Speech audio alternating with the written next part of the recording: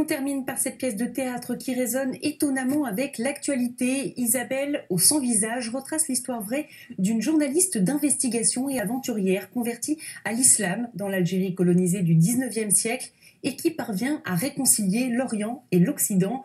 Au théâtre Jean Vilar de Montpellier, Jean-Michel Escaffe et Franck de Tranchant.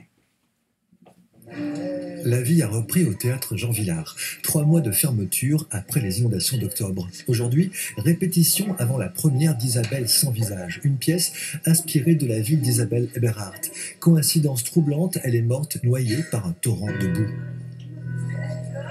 Isabelle est morte dans la crue d'un oued, oui, dans sa maison, dans une inondation. Et puis voilà, le Jean Vilar connaît tous ses déboires.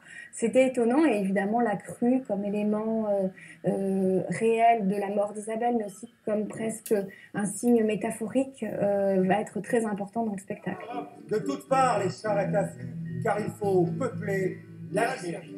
Autant de colons qui ne survivront pas au paludisme, Au choléra, au razzia, à la peste. Et elle, Isabelle, Isabelle ne leur ressemble pas. elle porte le burqa. Elle ne s'habille pas comme eux. Isabelle Eberhardt, journaliste convertie à l'islam des soufis. Au début du XXe siècle, elle vit l'Algérie de l'intérieur, habillée en homme pour passer inaperçue. L'écriture d'Isabelle sans visage a pris 4 ans. 4 ans pour approcher une aventurière complexe. Isabelle n'est plus Isabelle, elle s'appelle... Mahmoud.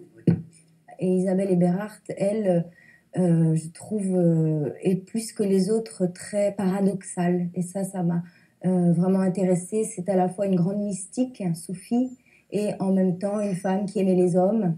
C'est une femme qui voulait parler du petit peuple algérien, du petit peuple, mais aussi qui parlait de la condition de vie dans les bagnes, qui aussi parlait des légionnaires. Voilà, elle était fascinée par tous ceux qui ont peut-être moins la parole. Et vous me reprochez d'aimer un peuple qui n'est pas le mien? Votre interrogatoire est terminé. Isabelle sans visage apparaît comme un contrepoint à la colonisation. Une création documentée mais pas didactique, où le jeu des comédiens va droit au texte. À voir jusqu'au 16 janvier au théâtre Jean Vilar.